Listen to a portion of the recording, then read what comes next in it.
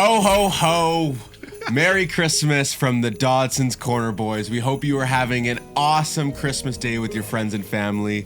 But to spice it up a little bit more, we have got Christmas hot takes for y'all.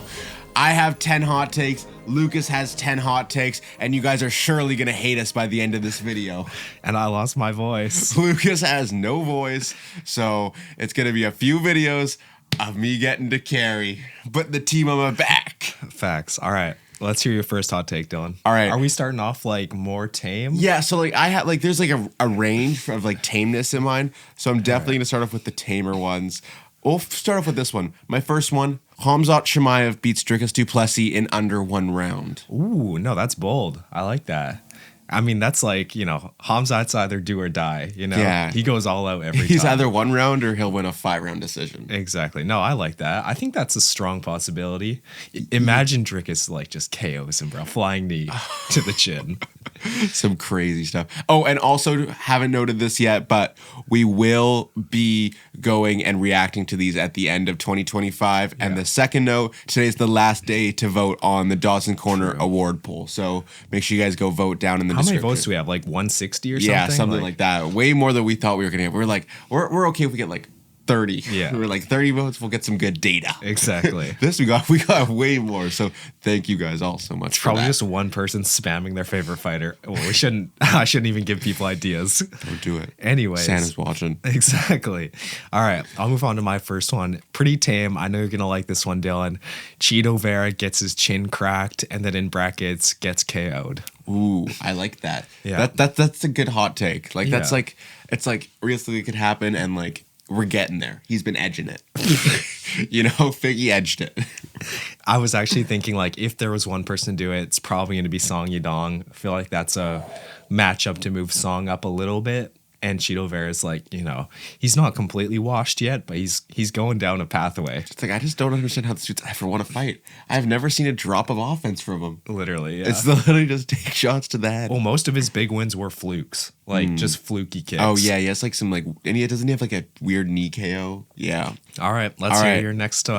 Second hot take: Muhammad Mokaev returns to the UFC in 2025. I like that. Like that one's like it's like a bold take. I don't know how hot it is, just because like it's more so because Dana's stubborn. He's stubborn. True. You cross him, he ain't gonna let you back. And if he is coming back, he's gonna have to go work his way all the way back up to the rankings, unranked. Oh, that's brutal. That's a good question. If they do sign him, where does he go in the rankings? Is he like 7th? Like they'd put him in the same spot. They'd put him back at like 11. Was he 11? Yeah. Really? Wow. Yeah. I thought he was higher because he fought Manel Cap, and they got cut. Yeah. One against Manel Cap got cut. That still doesn't feel real. All right. I'll move on to my second hot take. You know what? I don't want this to happen, but Dana just waffles at press conferences, and I feel like he overpromises a lot. So I have the UFC doesn't go anywhere new in 2025, aka South Africa, Spain, or Georgia. Ooh. Like, dude's been saying we're trying to find a venue for every one of these locations for the last 2 years, bro. And he cannot do it. Yeah, I feel like Dana's really making the push to go to these new locations. Yeah. But like I don't know. I think that 2025 is going to be the year of pay-per-views, the names fighting for themselves, not the locations. Like we have a video that would have come out already. Yeah. And it's us predicting every single pay-per-view in the year. I'm like, well, if these are all the pay-per-views, this is gonna be a banger year. Yeah, no, I know. I'm like, because I remember back in 2024, you have those announcements where it's like, 301 was kind of a stinker card. Like when you try and predict, like we made our own video, you guys have probably already seen it, where we try and plan out all the pay-per-views. Like I'm planning bangers, bro. Yeah, of course. I'm not planning a Pantoja main event. Are you crazy? Pantoja strictly fight night co-main events. All right, moving on to my next hot take. Let's go with this one. Shara Bullet does not beat a ranked middleweight opponent in 2025. Yo, don't hate on my boy like that. Come on. Hey, even if he gets that win over MVP, that's a ranked welterweight. I had to make sure I cleared myself up. Yeah, no, and barely ranked at that. Yeah. Dude won over Kevin Holland once. The only one I see him winning is against Michel Pereira. That's the only fight I could see Shara Bullet winning. And Michel Pereira will not be ranked in like 4 months. Yeah, that's true. He's getting pushed out of the rankings. And like, especially if that was a 3-round fight, Michelle Pereira is more dangerous. 5-round Michelle Pereira. It's not even a threat. It's not even like I could probably beat him. Yeah, you just run around the cage for 15 minutes. Exactly. All right, I'll move on to my third hot take. Tai Tuivasa wins a fight in 2025 to break his 5-fight losing streak. Get in there, lad. Let's go. I like that. Yeah. I also want to say now that Tony Ferguson's going to win. You got to hope. I was thinking about Tony Ferguson. That's too hot. Like, you don't want to burn him. Don't want to burn him on Christmas. Because I was looking at heavyweight. I'm like, dude, these guys, if Tai Tuivasa can't win over some like Shamil Gaziev, you truly are cooked. You're going to go in that fight just hoping that Shamil Gaziev has another heart attack. Literally, yeah. But Tai Tuivasa ain't much fitter, you know? But you know, worse than Shamil. All right, my next hot take. I like this one. Max Holloway versus Dan Hooker for the BMF belt is the fight of the year. Okay. So that's a prediction for a fight, what they're fighting for, and it's going to be the fight of the year. Like, could you imagine Hooker versus Holloway? Because we've never seen that either. I'll give you 3 points if that gets correct, because that's like a 3-1. I don't want 3. I want 1. That's wild. That would be a banger. I mean, they both do like lots of volume punching. You know, Hooker doesn't have that one punch KO power typically, and Hooker just absorbs. One day he's gonna crack one day. Sure. Yeah. I think that could be a fight where you could see it just because the pure volume and Max being up at lightweight. Yeah. I'm excited to see Max's lightweight career. I have a prediction about that in the future. Oh. We'll get to it. First off, let's talk about Islam Makhachev. Not the most, we're still in like the halfway tame predictions. Islam Makhachev will win his second belt in 2025, beating Bilal Muhammad for it. Ooh. So I think it's bold because Islam has some competition still. There's talks of Topuria, which is down the road. There's Charles Oliveira, who should be a number one contender after Arman. So he still has work to do in the lightweight division, even though he's already cleared out lots of it. So I think timelines could get a bit messy, which could lead it to be even further. But at this point, he deserves it. He's massive, bro. He's huge. Yeah, and he cooks anyone in that welterweight division. You would think. Except for the Glazer. Joaquin Buckley schools him. Well, actually. Joaquin Buckley is the goat of welterweight. You just wait, boys. Yeah, you want to hear my next take? Joaquin Buckley goes winless in 2025. Are you serious? Is that your take? Yeah. Oh, my gosh. That was like one of the first ones I wrote down. If that comes true, the year that he had in 2024, 4 wins to go to 0 wins, it's not possible. Hey. Feed him to Prates. I think that the only guy in like the top that he beats, unless he's fighting way down, but like what's the point of him fighting way down, is Sean Brady. Yeah. Because Sean Brady's a bum. Yeah, I don't know. All those Given the Usman matchup, he gets schooled by Usman, has taken another 6 months off, and then all of a sudden you see him going up against like Carlos Prates. I think the only thing that could affect him is there's not much like movement in that top 5, so I'm sure he's gonna want to fight, but is he gonna have an opportunity? If you give him Ian Gary, he's done. That'll be a good fight. Yeah. That would be a real test. All right. My next take, Dominic Reyes is a top 5 ranked light heavyweight in 2025. Brother, give it to me. Honestly? Light heavyweight is so bad. What do you feel, or have you seen the news, what Rob said? He'd consider a move up to light heavyweight? Yeah. I think that's not a bad move. It's not the worst. Middleweight he's never going to have a chance. You're going to fight Chimaev for the rest of your life. Go up to light heavyweight. Yeah. Drickus already dog walked you. Chimaev already dog walked you. Izzy's dog walked you.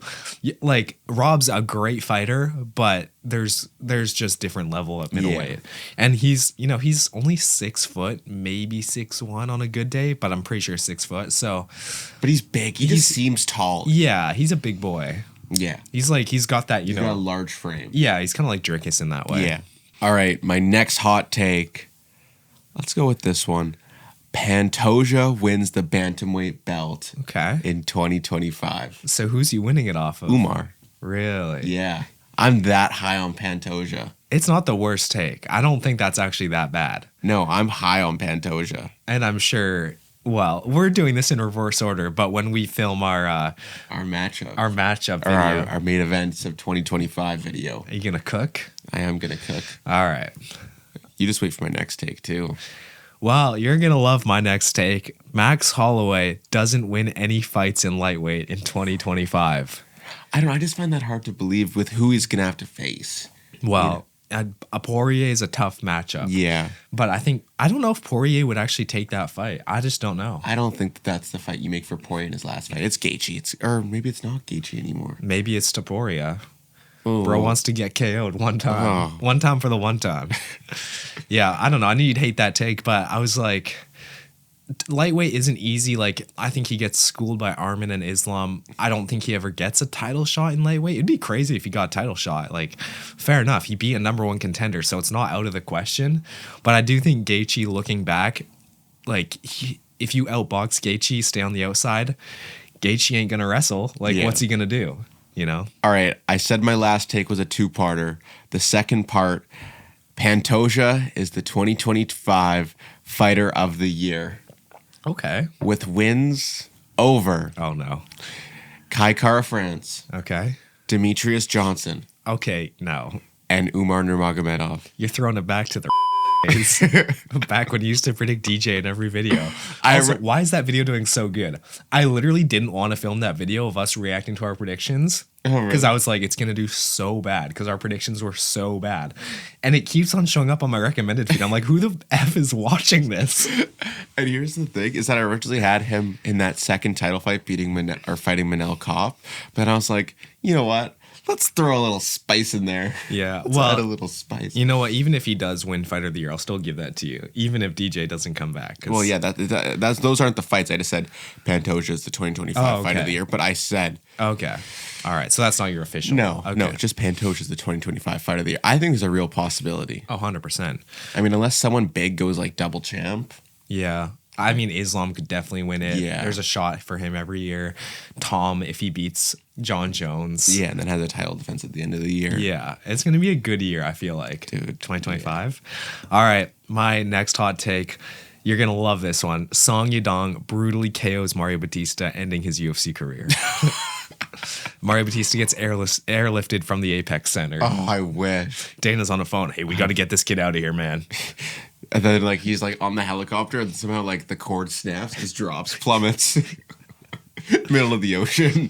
You see Dylan in that helicopter just waving to him. Dude, what if he dies now? If the IRS is FBI coming to my house. The IRS does taxes, Dylan. They don't care. What if they don't put my tax fraud? Just kidding. My next hot take. Wang Kong bounces back and has 3 KO wins and finishes the year ranked. You're finishing me off, Dylan. You're really doing it. Oh, that's no Diddy, but it's like, dude, I see the comeback. I can visualize I 100% see it. Yeah. Those women's fighters are trash. And then now the UFC knows, oh, this is basically Pereira. Don't give her a wrestler. Exactly. Why did they give her a submission person in the first round? They should have known. If it was Pereira, 100%, they wouldn't have done that to him. But yeah, I mean, honestly, people say that Pereira's had a gifted shot to the title, but I mean, the top middleweights were all strikers. Yeah, and he did have to fight Jan. Yeah. What do you want him to do? Mm-hmm. Take a striking matchup on purpose? Let me just fight Chimaev lower down in the rankings, please. No, he's not going to want that. All right, my next hot take. This is probably my hottest one. Israel Adesanya retires from MMA in 2025. I think there's a real case you could see that happening. Yeah, if he loses to Imavov, loses to Sharmag. If he loses to Sharmagomedov, this dude needs to retire. But here's the thing. I think that Izzy's the type of guy to retire and then come back in 2 years for a Saudi card and get the payday. Maybe. Yeah. Yeah. I just don't think I don't think he's the type of guy that wants to keep fighting when he's losing every fight. Yeah, he doesn't want to lose. You can already see that he doesn't like it as much as he used to. Yeah, you got to look at guys like Usman, Volk, and Adesanya, 1-3 right now. If they both lose, if any of those guys win 2 fights in a row, then you're 1-5 in your last 6, and it's yeah, what is this doing to your future? You know, a guy like Volk has so much personality and has such a career through being a social media influencer or working in broadcasting that he can't afford to have CT. Welcome to my baking show. I hope Volk never sees this, man. I hope he has a good Christmas. All right. I'll move. Oh, is it your turn? Yeah, you just went. All right. My second to last take. I know you said you had a few more than me, but my second to last take, this is a homer pick and a half. Paddy Pimblett ends 2025 as a top 5 lightweight. No, that's valid. Because you could see guys like Poirier retire, you could see guys like Gaethje retire, and then we just see guys drop. Yeah. No, that's fair. He can beat a Dariush to move up a little bit. Exactly. He could even, dude, Gaethje? What are we saying, Gaethje? You want to get submitted by an Irish boy? Or, no, he's not Irish, sorry. English boy. English boy. Little English boy, you good. Scouse. Yeah, no, I like that, you know? Screw it. You like Paddy? Yeah, I'm rocking with my boys. I rocked with my boys in those predictions. I respect that. I'm very interested to see who's going to come out on top if any of these predictions come right. We should have maybe done some, like, actual tame ones, because even our tame ones aren't very tame. No. All right, my second last one before I do my honorable mentions. Carlos Prates is the number 1 contender at welterweight by the end of 2025.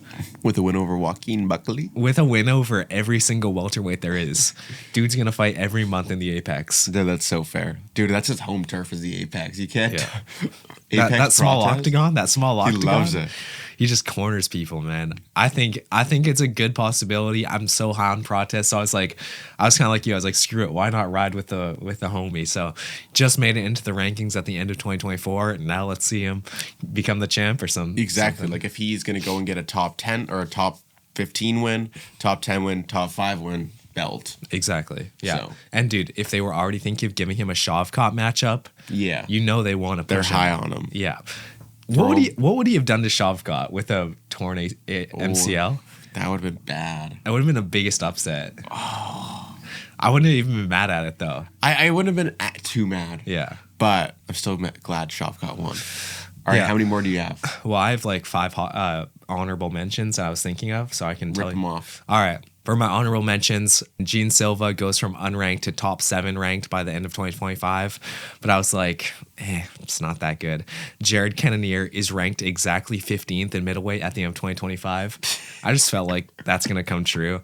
Jailton Almeida gets a title shot in 2025. Could happen. Natalia Silva is the flyweight champ at some point in 2025. And John Jones, no John Jones retirement. All right. My 10th and final hot take. This is the one I want to come true the most.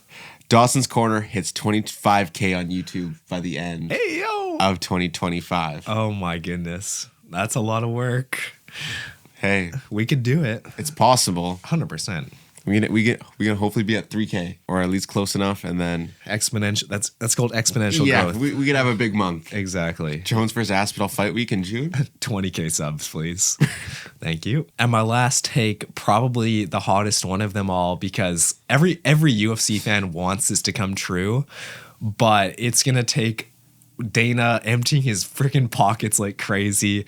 But it would probably make like the biggest money year of the UFC. Like I think these fights would do almost as big numbers as Conor McGregor versus Khabib. So it's of course the 2 heavyweight super fights, Jones versus Aspinall and Pereira versus Aspinall. Ooh. You know we need to see it. That's crazy. Yeah. I think that there is a realistic that's not like you're just making that up. You're not pulling that out of your butt, you know? Like there is an actual chance that happens. There's always a chance. I think there's actually like lots of rumors now that Jones versus Aspinall is close to getting booked. So who knows? That is going to wrap it up for us today. We hope you guys are having an awesome Christmas and continue to have an amazing Christmas. We're so thankful to have the best fans on all of YouTube. Make sure to like, comment, and subscribe, and we will see you guys next time. Peace. See ya.